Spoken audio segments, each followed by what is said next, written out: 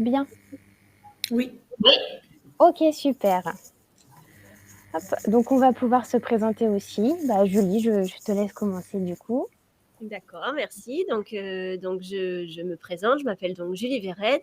Je suis donc psychomotricienne. J'exerce en Vendée. Donc j'exerce dans un cabinet libéral et j'interviens aussi dans des crèches et des structures petite enfance. Et donc je suis formatrice pour les professionnels de la petite enfance pour Ama Campus. Donc, je me présente également. Donc, moi, je m'appelle Claire, je suis conseillère chez Ama Campus. Et moi, mon rôle, c'est de vous conseiller. Je suis votre premier contact et je vous accompagne au mieux dans la construction de votre projet de formation, toujours en fonction de vos aspirations et puis de vos projets professionnels au global. Voilà. Donc après, sur Ama Campus en général, qui nous sommes? Donc nous, on a un organisme de formation spécialisé dans la petite enfance et dans le service à la personne. Donc on est certifié Calliope, donc la certification qui a pour objectif de garantir tout ce qui est qualité de prestation pour les formations. Donc c'est un gage de qualité. On est aussi labellisé Hyperia. Donc ça, c'est une solution qui est intéressante pour les assistantes maternelles puisque ça permet du coup le financement des formations, justement pour les professionnels de la garde d'enfants. On a aussi divers modules de formation qui vous sont proposés. Donc, ça peut être des choses comme vous voyez sur la slide, telles que de la pédagogie alternative. Donc, ça comprend tout ce qui est approche Nosélène, par exemple, ou Montessori. On a aussi des formations sur tout ce qui est bientraitance de l'enfant, par exemple. Et tous ces modules-là s'incluent dans un bloc de compétences. Voilà. À côté de ça, on propose des formations certifiantes, comme tout ce qui est le certificat de qualification professionnelle MAM, par exemple, donc qui va comprendre toutes les démarches, par exemple, pour justement ouvrir une MAM ou travailler au sein de cette structure. Et on a aussi des diplômes comme le CAP AEPE. Voilà un petit peu pour les grandes lignes de notre organisme. Hop. Donc, concernant le programme du webinaire, on va aborder plusieurs thèmes. Dans un premier temps, tout ce qui est le rôle du jeu dans le développement de l'enfant. On va voir aussi les étapes clés un petit peu de cette thématique. Et puis, on va aussi T'entends un autre bouton qui te pousse en comment dessous. on peut se former chez Ama Campus. Voilà.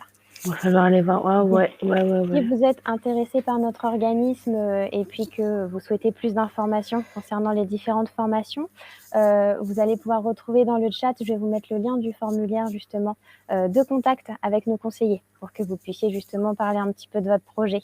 Voilà. Hop. Donc c'est tout bon. Je vous le mets tout de suite. Et puis Julie, si tu veux prendre le relais du coup après sur les différentes thématiques. Ouais, alors tu peux me... Ouais. Ouais, ok, très bien, parfait. Merci. Alors, donc moi, mon rôle ce soir, c'est de vous parler un petit peu de cette formation. Comment le jeu peut-il être un outil de développement pour un enfant, pour un jeune enfant? Alors, pourquoi une formation sur le jeu? Je vais commencer par peut-être qu'il y a beaucoup d'entre vous qui travaillent, très certainement même, il y en a beaucoup d'entre vous qui travaillent auprès des enfants. Je vais vous donner un chiffre assez parlant. Autour de l'âge de 7 ans, un enfant joue en moyenne 7 heures par jour. Donc, c'est dire à quel point cette activité est importante et quasiment omniprésente pour lui. Donc, c'est important pour nous de savoir qu'est-ce que signifie ce jeu, qu'est-ce que ça lui apporte dans son développement et comment est-ce qu'on peut l'aider. Donc, vous dire aussi que le jeu est une activité intemporelle, c'est-à-dire que quelles que soient les époques, dans tous les âges et dans le futur encore, les enfants ont joué et joueront encore. Ça fait partie de leur développement. C'est une activité universelle, c'est-à-dire que quelles que soient les cultures, quels que soient les pays ou les continents, tous les enfants du monde jouent. Et surtout, c'est une activité spontanée et gratuite, c'est-à-dire que les enfants jouent spontanément, sans aucun but déterminé, juste pour leur propre plaisir et pour le plaisir que le jeu a en lui-même. Voilà pourquoi une formation sur le jeu du jeune enfant.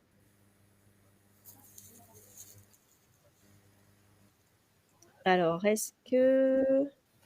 Est-ce que vous avez des questions peut-être sur cette première partie? N'hésitez pas à prendre part, hein, notamment dans le chat.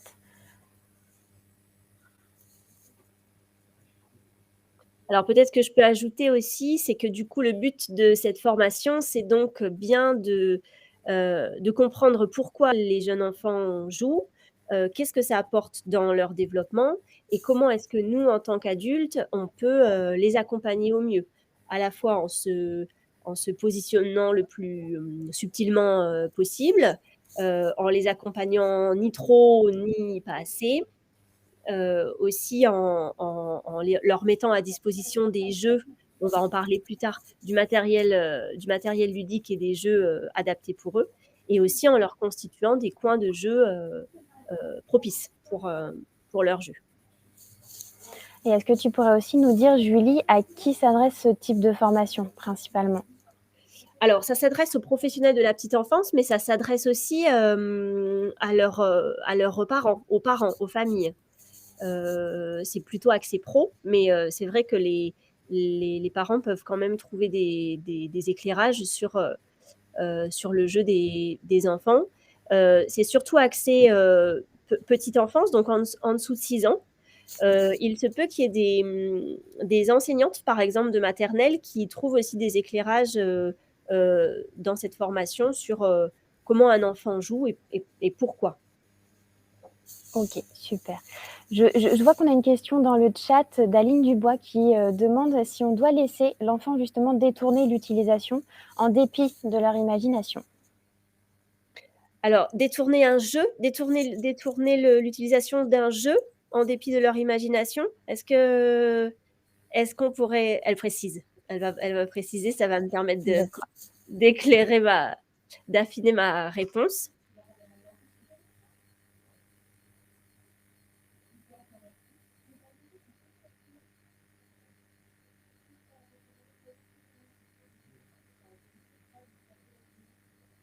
Alors, si on parle du détournement d'un matériel de jeu, oui, la réponse va être oui. Un enfant n'a pas à utiliser un jeu tel que nous, on l'aurait imaginé. Il l'utilise comme bon lui semble, comme lui, Comme lui l'appréhende en fait.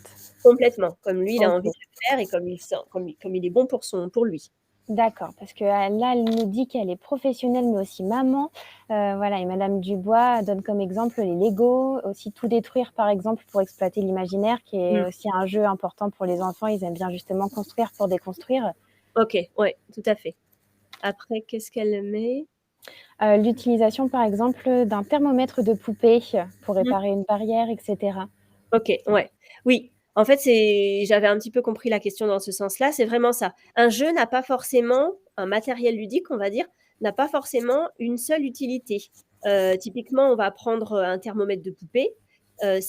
Pour un enfant, ça va pas servir simplement à prendre la température de la poupée. Et même pour certains enfants, en fait, ça n'a aucun sens de prendre la température des poupées.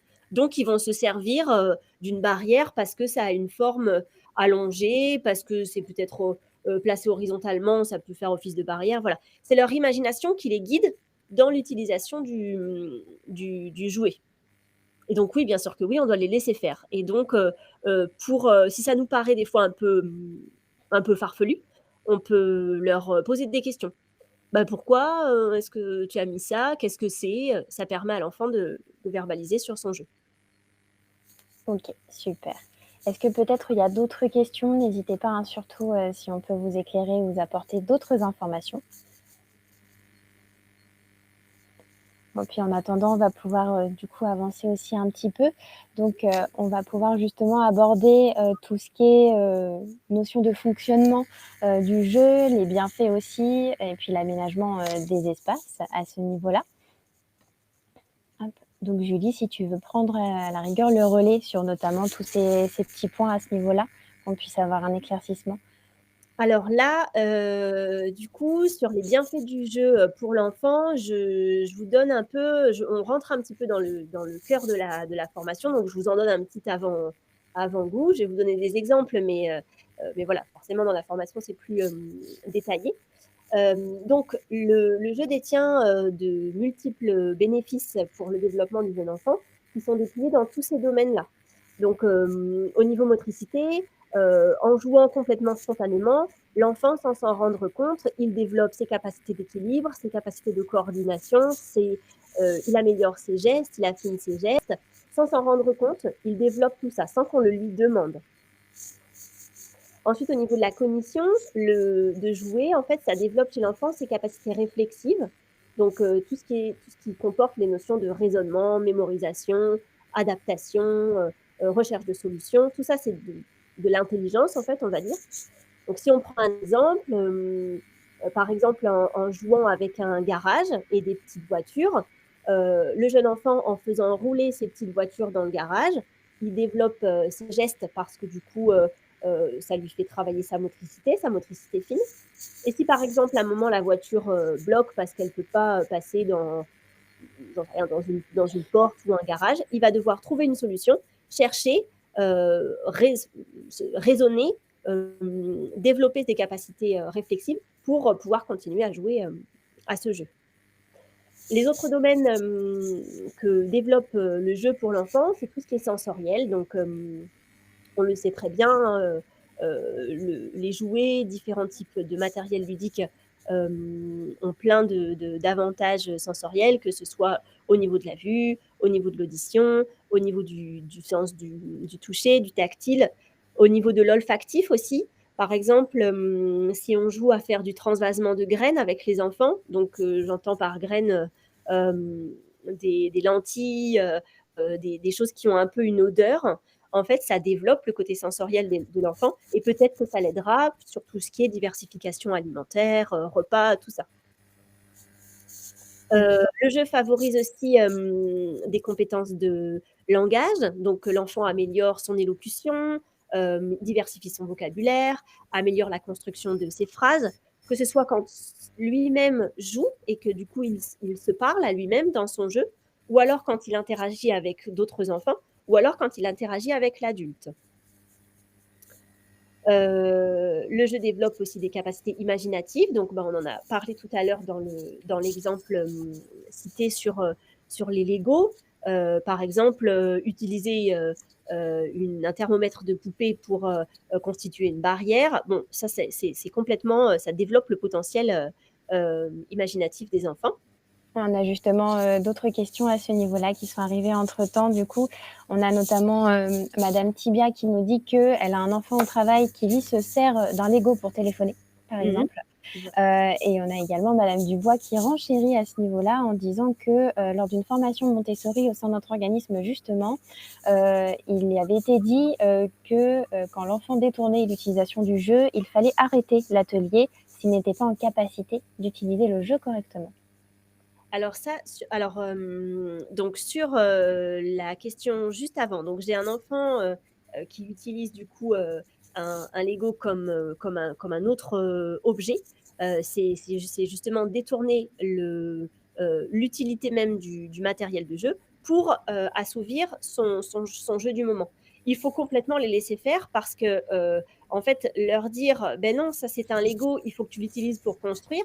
Peut-être qu'à ce moment-là, l'enfant, il n'est pas dans un jeu de construction, mais il est dans un jeu symbolique d'imagination où du coup, il a besoin d'un téléphone. Et donc, l'objet qui lui sert de téléphone, eh bien, c'est un Lego. Là, son jeu est dans cette démarche-là. Ensuite, pour ce qui concerne les activités Montessori, là, on parle d'activités Montessori, c'est-à-dire qu'on attend quelque chose de l'enfant. Il utilise le matériel de jeu à des fins de motricité.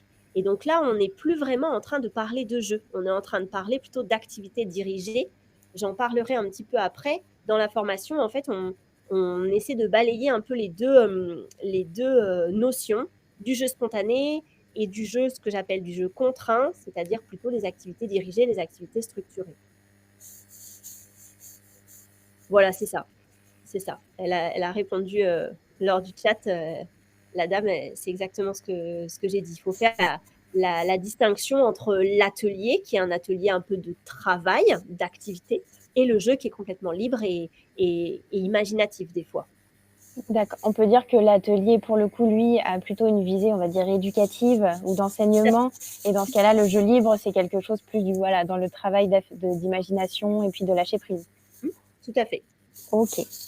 Les deux sont complémentaires. Les deux sont complémentaires dans le développement de l'enfant. Là, dans cette formation, on parle vraiment du jeu le plus, spontané qui soit. D'accord. Donc vraiment plutôt dans, le lâcher prise et puis la découverte un petit peu de l'enfant dans ses capacités. Oui, oui. Oui, Alors madame je Dubois, ouais, nous disait que c'est la formation Montessori 3-6 ans. Donc on est déjà sur des enfants qui sont en âge un peu plus avancé, mmh, et qui ont d'autres, du coup, d'autres aspirations à mmh. ce moment-là. Je termine simplement aussi sur les Oui, bénéfices du jeu. J'ai pas, cité les 2 derniers domaines qui sont du coup, l'affectivité de l'enfant. Donc, par affectivité, on entend, le jeu permet à l'enfant de défouler un petit peu tout ce qu'il a emmagasiné au niveau psycho-affectif, et de réguler ses émotions. Je prends un exemple, complètement courant que toutes les professionnels que tous les professionnels de la petite enfance, rencontrent, tous les jours, les jeux de poupées. Quand un enfant, fille ou garçon, joue avec des poupées, souvent, en fait, ils déchargent ce qu'ils ont, vécu eux-mêmes dans les soins qu'on leur a apportés ou dans les échanges avec les adultes qu'ils ont eus. Ils le déchargent sur leurs poupées. Ça ne veut pas dire qu'on les a maltraités, qu'on les a malmenés. Ça veut dire que pour assimiler, en fait, ces règles, ces relations sociales, en fait, ils les rejouent un peu dans leur jeu et c'est complètement sain. Ça fait complètement partie du développement de l'enfant. Et le dernier petit point, c'est du coup le relationnel. En jouant, en fait, l'enfant pose les bases en fait de ses futures relations sociales. Parce qu'il joue avec les autres, parce qu'il interagit avec l'adulte, et même des fois parce qu'en fait, il joue avec lui-même, entre guillemets. Il se raconte une histoire ou alors il se crée un scénario de jeu. Donc ça favorise ses relations futures. d'accord, super. Et petite question également, est-ce qu'un enfant introduit, on va dire de façon, spontanée, hein, et puis on va dire presque inconsciente le jeu, dès qu'il se sent prêt? Ou est-ce que c'est justement peut-être, aux parents ou alors, aux professionnels qui l'entourent d'introduire le jeu à partir d'un certain âge pour justement commencer à on va dire induire son développement d'une autre façon? Non, le jeu, il est complètement, inné dans le D'accord, développement d'un enfant. En fait, c'est comme, marcher. Alors, on parle d'enfants, sans difficulté, particulière. On parle, avec un développement, complètement harmonieux et voilà. Le premier jeu qui vient, chez les bébés, c'est le jeu avec les mains. Faire tourner ses mains autour à proximité de ses yeux, les mettre dans la bouche, les écarter, voilà. Ça, on peut considérer que ça, c'est un jeu corporel, mais qui est vraiment la base pour mettre en place plein de choses.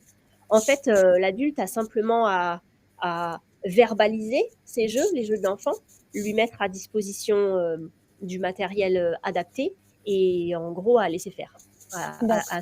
à soutenir le jeu complètement spontanément. OK, super. Est-ce que tu as d'autres choses à ajouter peut-être sur, tout ce qui est bienfait du jeu ou autre chose à Non, mentionner? j'avais fait le tour, de ce que je voulais vous dire. OK. Si vous avez d'autres questions, encore une fois, hein, on est à votre disposition, donc n'hésitez pas. Donc on va pouvoir passer ensuite, justement un peu au déroulé de nos formations avec Ama Campus, de la formation sur le jeu justement. On va voir notamment, les différents objectifs de cette formation et puis les étapes clés que vous pouvez voir en suivant cette formation chez nous. Donc je laisse du coup, Julie pouvoir présenter ces différentes étapes et puis, les objectifs principaux de cette formation. Alors la formation du coup sur le jeu, donc c'est une formation quand même assez, conséquente. Elle se déplie en 5 modules, 5 parties, 5 grosses parties. La première partie, c'est une partie assez, généraliste qui sert à décrire, les, mmh, les différents types de jeux, les différentes catégories, donc les jeux moteurs, les jeux sensoriels, les jeux, langagiers, les jeux symboliques, voilà. On décrit tout ça, on parle de ce que ça, développe chez l'enfant, de comment est-ce que l'adulte peut le mettre en place, l'initier, accompagner l'enfant. On développe aussi les intérêts que je viens de vous, citer, juste avant. Tout ça, c'est la première partie. Dans cette première partie, il y a des fiches un peu techniques voilà, pour, vous aider à la mise en place vraiment des jeux, de chaque type de jeu, de chaque catégorie. Le deuxième module, c'est ce qui est indiqué dans le petit carré blanc, comprendre les similitudes et les différences entre le jeu spontané et le jeu contraint. Donc, par jeu contraint, en fait, on entend tout ce qui est activité dirigée, activité structurée, activité accompagnée, tout ce que vous nommez comme ça. C'est à l'opposé un peu, en tout cas c'est complémentaire à ce qu'on peut appeler le jeu spontané. Donc dans cette deuxième partie, en fait, on fait bien la distinction des deux.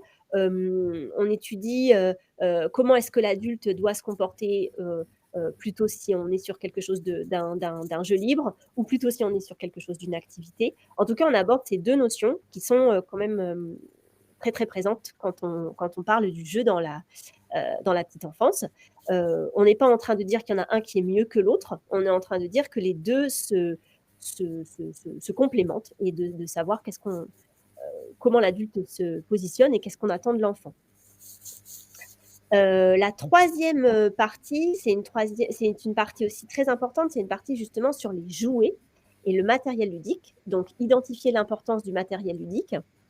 Donc pour toutes les personnes qui travaillent avec des enfants, on travaille toutes et tous avec des jouets, avec des jeux, et les parents, on a tous chez nous dans nos maisons plein de jeux. Dans cette troisième partie, en fait, on parle de quel est l'intérêt de ce type de jouet, qu'est-ce qu'il favorise chez l'enfant, quel jouet favoriser plutôt en fonction de la tranche d'âge de l'enfant. On fait une petite aparté aussi sur les âges. Est-ce que l'âge de développement est égal au même âge que l'enfant a dans son jeu? En gros, quel jouet favoriser pour correspondre à l'intérêt principal de l'enfant? Ça, c'est la troisième partie. La quatrième partie, c'est le deuxième petit carré rose. Dans cette partie-là, on parle plutôt des difficultés à jouer. Donc, interpréter les débordements et les limitations du jeu et y apporter des adaptations, c'est plutôt se pencher sur des enfants qui auraient tendance à jouer de façon un petit peu trop énergique, un petit peu trop agitée, à en mettre vraiment partout. Et donc, on a l'impression qu'ils ne jouent pas vraiment. Donc, voilà, j'essaie de déplier qu'est-ce qui peut relever de la pathologie, sans qu'on cherche là à poser un diagnostic ou quoi que ce soit, hein, c'est pas du tout le propos, mais de savoir comment les accompagner au mieux, en fait. Est-ce qu'il faut s'alerter? Qu'est-ce qu'on doit dire aux parents? Et qu'est-ce qu'on leur propose, du coup? Et à l'inverse, si peut-être des enfants qui joueraient de façon plus inhibée, en fait, voire même qui joueraient pas. Comment faire, quel matériel leur proposer, toujours pareil, comment l'adulte doit se positionner pour les accompagner au mieux. Et la dernière partie, c'est une partie du coup sur l'aménagement des espaces de jeu. Alors, aménagement des espaces pour les professionnels qui travaillent en structure collective, que ce soit en crèche, en multi-accueil, en micro-crèche, en MAM aussi. J'ai fait aussi une partie sur comment aménager les espaces quand on est aussi parmi un lieu de vie.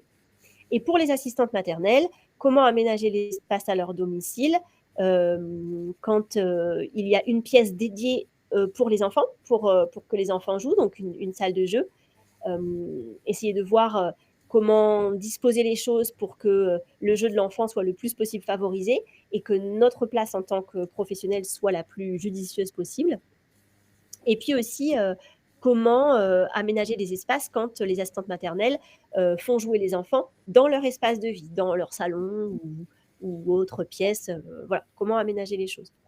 Dans cette partie-là, il y a une structure, une trame un peu méthodologique qui vous permet de voir point par point quelles étapes mener pour revoir votre aménagement des espaces de jeu et puis l'optimiser pour le jeu des enfants.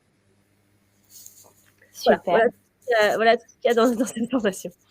Une formation bien complète, en tout cas. Voilà. Donc, encore une fois, hein, si jamais vous êtes intéressé ou que vous avez des questions, hein, ne serait-ce que par rapport à votre projet, votre activité, la formation en elle-même, on a des équipes qui sont disponibles et prêtes à vous répondre.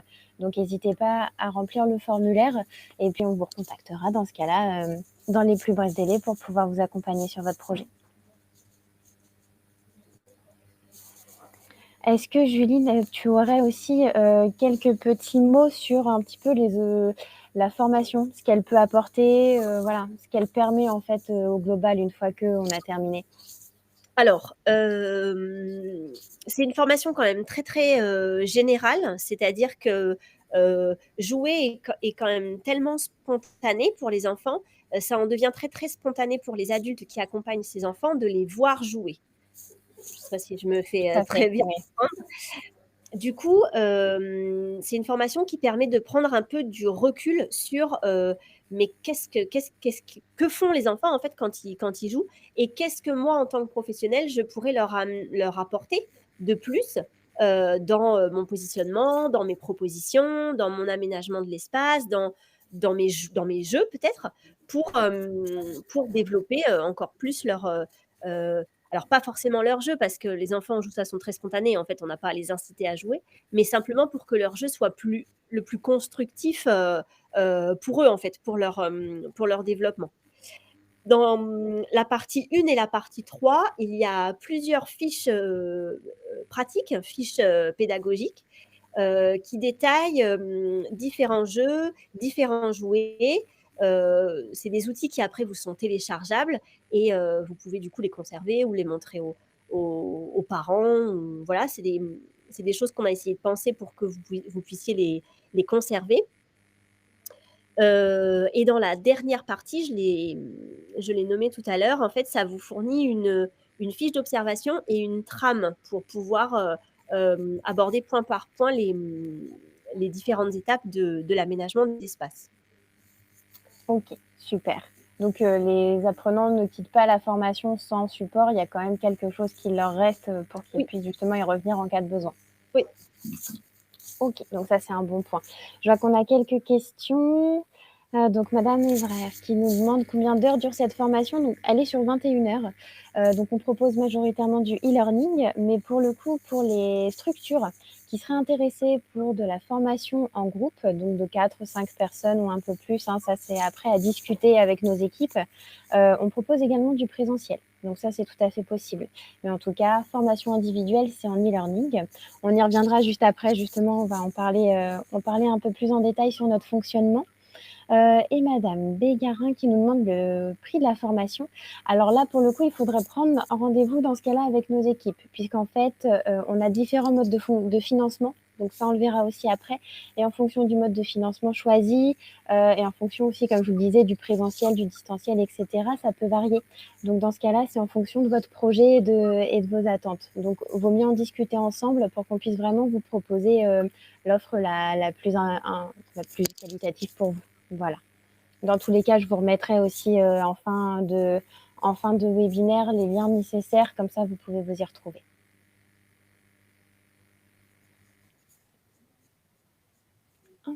Donc, est-ce qu'il y a d'autres questions?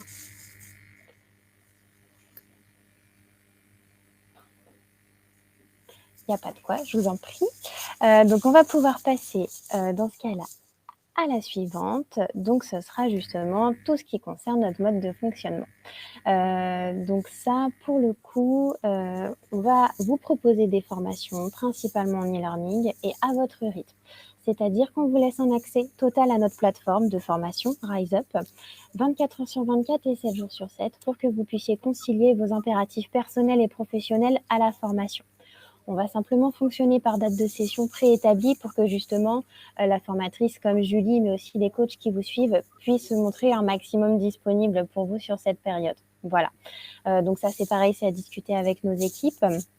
Donc vous êtes accompagné, que ce soit par la formatrice ou un coach qui vous est dédié et auquel vous pouvez vous référer en cas de besoin. Voilà. Pour ce qui est de nos modalités de formation, il y a un accès qui est assez facile.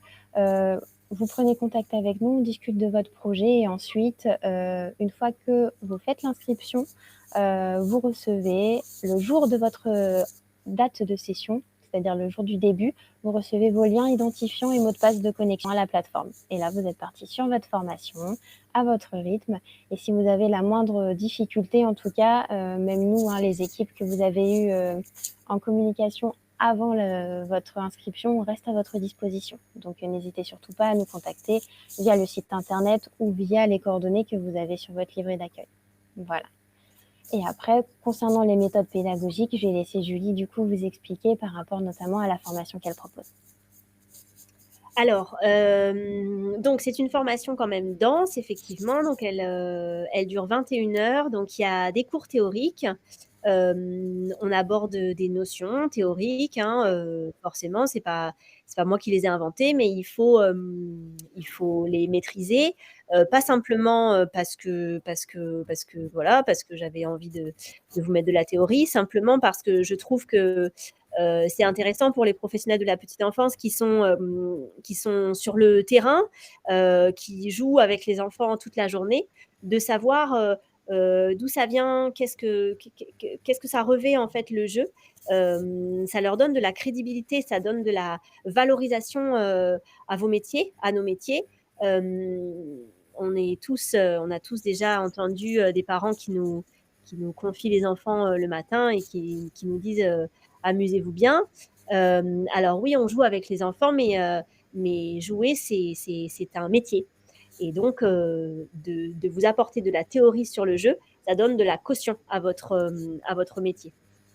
Alors, il n'y a pas que des cours théoriques, hein, il y a aussi des vidéos qui essaient de vous illustrer le plus concrètement possible et pour que ce soit assez interactif, hein, plutôt que de lire que des cours, qui essaient d'aborder des notions avec des illustrations vidéo. Ensuite, dans les exercices demandés, on alterne entre des choses très très ludiques, donc des quiz imagés, pas beaucoup de rédaction. Et puis moi, en fait, je vous demande, moi, des vidéos pour que du coup, je vous mette en situation pratique d'aménager, par exemple, votre espace de jeu ou de créer un jeu ou une organisation de jeu, on va dire, pour que moi, je me rende compte un peu de comment est-ce que vous créez les choses. Moi, après, je vous fais un retour et ça vous met aussi dans une mise en situation pratique qui après est transposable dans votre quotidien en direct avec les enfants que vous accueillez. Voilà ce que je devais dire sur les outils de la formation. J'en ai parlé tout à l'heure, des fiches pédagogiques que vous gardez du coup à la fin de la formation. Voilà, après moi je reste aussi disponible si vous avez des échanges. Voilà, j'ai oublié ça. On fait aussi des échanges à distance. Donc du coup, on aborde les différents points de la formation qui vous ont posé souci ou qui vous ont questionné. Je suis complètement ouverte à ce qu'on échange quand des fois des apprenants ne sont pas forcément d'accord avec ce qui est stipulé dans la formation. En fait, on discute pour que j'argumente et qu'on échange sur vos questions. Super. Moi, j'avais une petite question puisque du coup, cette formation, hein, ce solde permet aux apprenants d'obtenir une attestation qui montre qu'ils ont eu les compétences nécessaires pour pouvoir justement proposer ce type de jeu pour l'éveil. Par quoi, du coup, toi, ça se termine cette formation? Qu'est-ce que c'est comme type d'évaluation? Alors, il y a 3 exercices à la fin de la formation. Le premier exercice, c'est voilà, c'est vraiment une évaluation très, comment dire? Très scolaire, hein, pour le coup. Donc là, c'est une question ouverte où du coup, j'ai besoin d'une petite réponse. Et ensuite, ce sont 2 choses très, très pratiques, très, très concrètes par rapport au terrain. La première, ça concerne l'aménagement de l'espace. Donc en fait, je demande de mettre en place et de me filmer la disposition de 2 espaces de jeu. Et la dernière évaluation, c'est une évaluation un peu d'organisation du temps, de planning. En fait, je demande un peu une séquence de jeu. Les apprenants souvent me donnent me transmettent leur quotidien en fait. Hein. Je demande ni plus ni moins de me faire part de comment est-ce que vous travaillez. Et moi, après, j'essaie de vous donner un peu mon petit éclairage et pour vous faire cheminer et puis progresser en lien avec cette formation. Super. Alors, ensuite, Est-ce que vous avez des questions peut-être sur d'autres choses qui pourraient vous questionner sur la formation?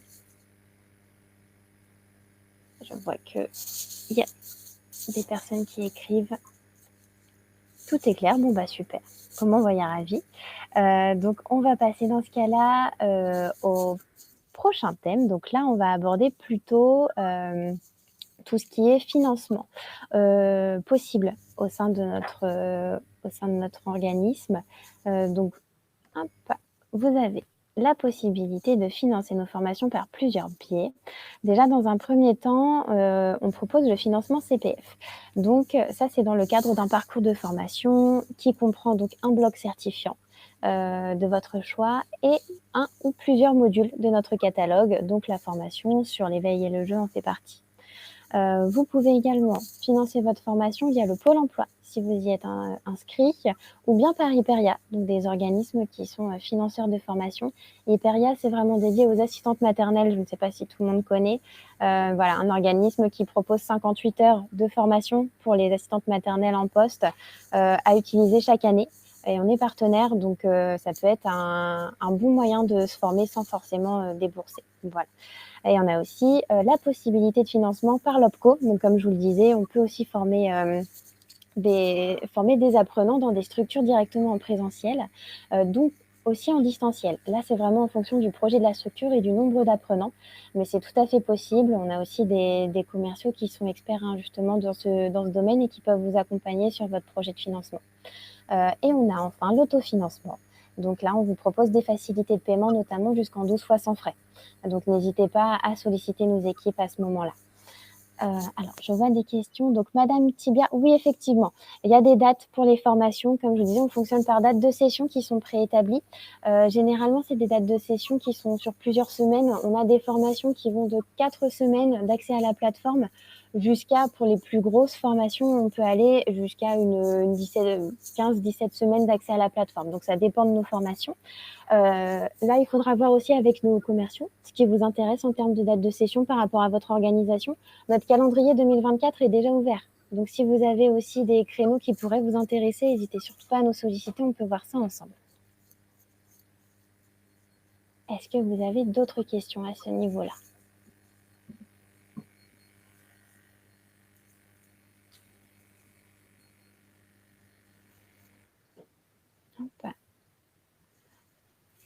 Alors, sur le jeu, justement, vous êtes sur 21 heures de formation. Hop. Et il me semble sur le jeu, ce sera probablement à reconfirmer avec un des commerciaux, mais il semble que vous avez un mois d'accès à la plateforme aussi, les 4 semaines, pour pouvoir vous former sur les 21 heures.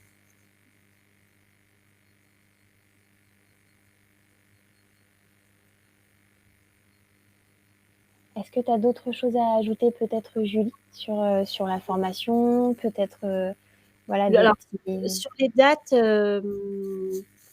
là, très concrètement parlant, en fait, sur les dates de formation, il y a une nouvelle session qui démarre à la fin du mois de novembre pour aller jusqu'aux vacances de Noël. Oui, tout à fait.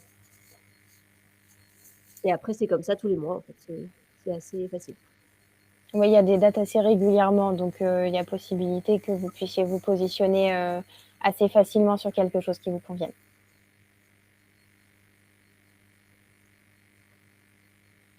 Donc, je vous repartage dans ce cas-là pour que ça arrive directement et que vous n'ayez pas à chercher le lien pour le formulaire et puis pour notre site internet également, que vous puissiez y accéder facilement. Vous allez voir du coup sur notre site internet l'intégralité des formations qu'on dispense également, voir s'il y en a d'autres qui peuvent vous intéresser.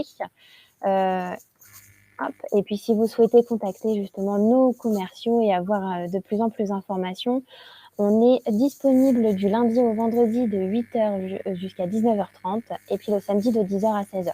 Donc, n'hésitez surtout pas à nous solliciter en cas de besoin.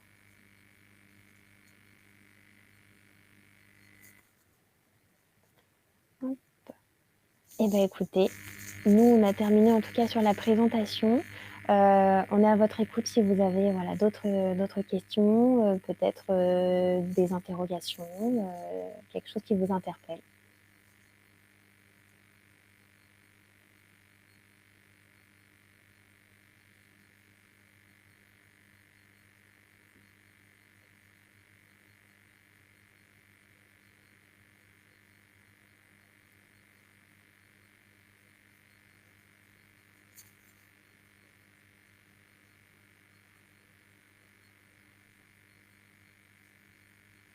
Et bah, bonne nouvelle, madame Evra. Bah, on vous contactera dans les plus brefs délais dans ce cas-là et j'espère qu'on pourra vous apporter la bonne solution pour votre projet.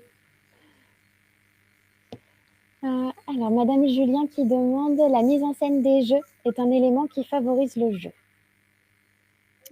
Alors oui, donc ça, c'est à moi de répondre. Oui, oui, oui, complètement. En fait, il y a une petite partie dans la formation qui parle des invitations à jouer. Donc une invitation à jouer, je vous donne un petit peu en avant-première. En fait, c'est ce qui consiste à disposer, à mettre en scène, en fait, un jeu, sans forcément que ce soit une disposition, fantastique, hein, mais simplement comme si on avait commencé à jouer avec ce jeu. En fait, ça peut susciter l'intérêt de l'enfant et du coup, on l'incite à jouer, mais de façon, très, très subtile. Et on le fait avec différents types de jeux, des jeux moteurs, des jeux symboliques. C'est très facile de mettre en scène pour les jeux symboliques, mais on essaie surtout de le penser, la mise en scène des jeux, pour d'autres types de jeux. Des jeux langagiers, on peut mettre en scène, on peut laisser à disposition des livres ouverts ou des livres posés verticalement, des jeux moteurs, on laisse des cerceaux disposés, on laisse des briques, voilà, on agence un petit peu les jeux pour inciter l'enfant à se tourner vers ces jeux et qu'il amorce après son propre scénario de jeu.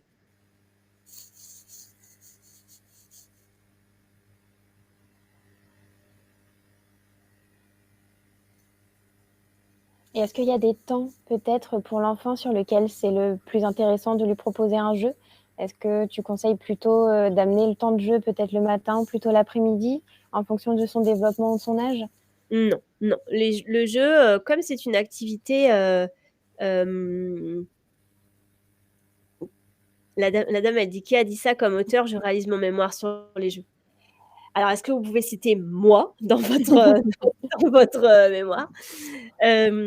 Non, c'est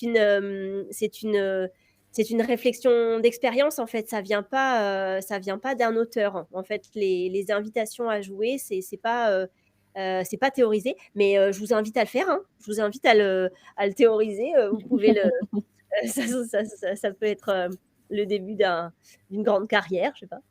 Non, pour répondre à ta question, Claire, non, on peut pas se dire, sur ce temps-là, l'enfant va jouer. C'est pas vrai. En fait, tout dans sa journée, même des fois sa nuit, quand il dort, hein, je veux dire, hein, c'est tellement, spontané on ne borne pas, en fait, une activité de jeu. On borne quand on a, une attente, quand on doit mettre en place une organisation. Par exemple, je parle dans la formation des jeux de pâte à modeler, des jeux de peinture. Là, bien sûr, on ne peut pas laisser à disposition la peinture et que Oui. l'enfant le fasse quand il en a envie. On en est bien d'accord. Tout Mais à fait. par contre, le reste des jeux, c'est spontané. C'est quand il a envie, où il a envie. Ok, super.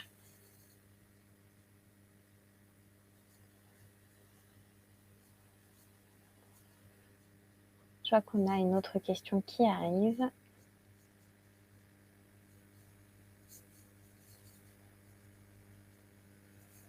Madame Julien demande s'il y a des auteurs essentiels qui évoquent la question du jeu dans son développement. Oui, oui, quand même. Oui, le jeu, c'est quand même une notion qui a été théorisée. Oui, oui, bien sûr. Je peux pas je peux pas tirer la couverture à moi, c'est pas vrai. Donc, dans la formation, on parle un petit peu de Maria Montessori. On parle un petit peu de Piaget, de Jean Piaget, des psychologues du développement de l'enfant. On parle d'une psychopédagogue québécoise qui s'appelle Nicole de Grandmont, qui en fait voilà, ce sont des auteurs qui ont théorisé à leur manière, selon leur angle de vue, des choses sur le jeu. Et du coup, je vous invite à faire la formation, ça élaborera des choses sur votre mémoire, Madame Flavie Julien. Et même sans mémoire de prévu, hein, c'est toujours une formation qui vous apporte des compétences et puis des connaissances, hein, qui vous servent sur tout point, que ce soit à niveau professionnel ou personnel. Et puis c'est toujours bien, d'avoir un petit peu, des nouvelles connaissances sur ce sujet, surtout avec, les petits bouts dont vous vous occupez, quotidiennement.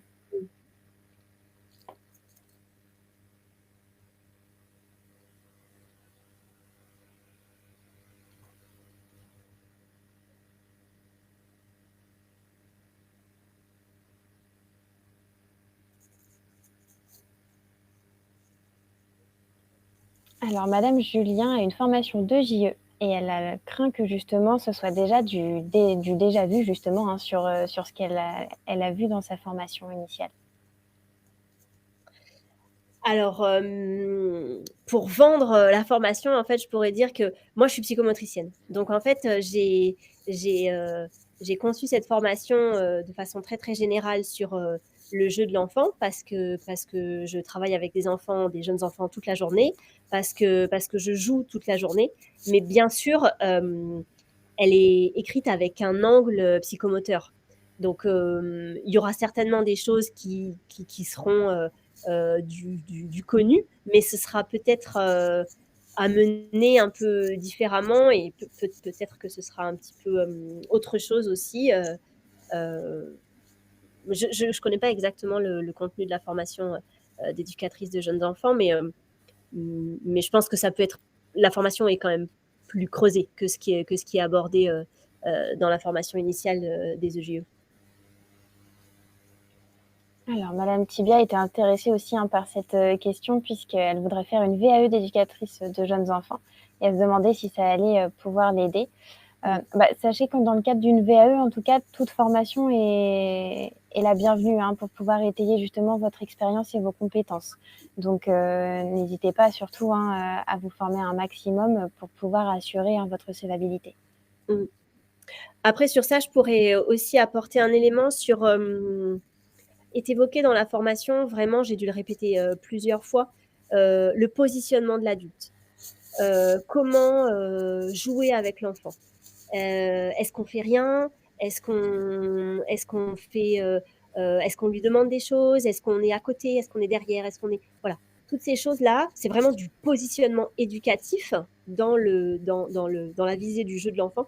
Et je pense que pour une VAE de JE, ça peut être complètement pertinent. Tout à fait.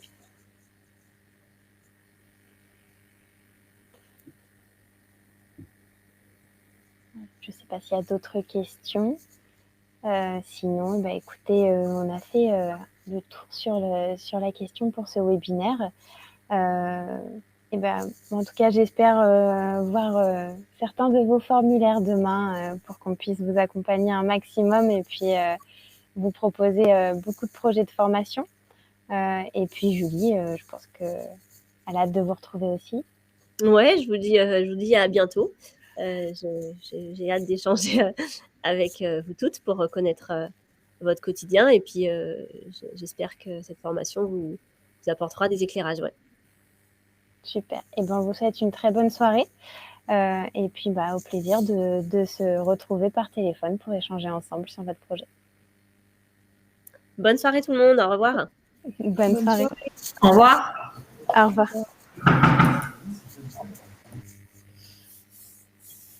Au revoir, bonne soirée.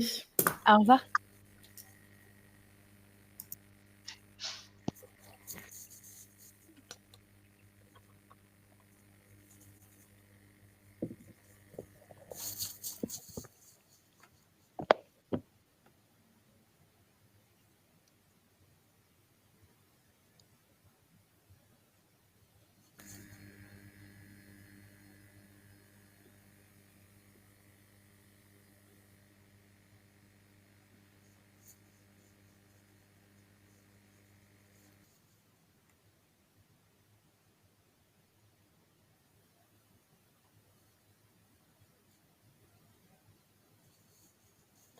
Alors.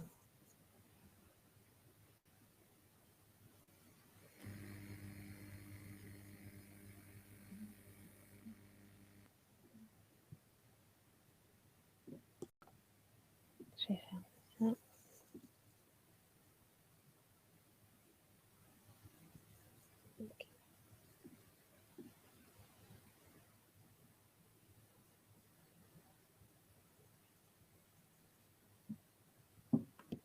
Oui, je crois qu'il n'y a plus personne. En tout cas, merci Julie, c'était cool.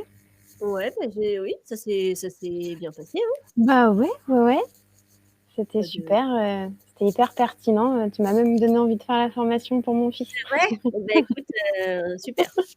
Non, mais je me rends compte que c'est bien plus facile de la vendre comme ça, en fait, Ouais, tout à de l'expliquer, Ouais, c'est un super bon moyen, c'est Ouais, très bien. carrément et je pense que c'est bien concret pour les gens et oui, j'ai bon espoir que vous ayez des formulaires, Ouais, la prochaine.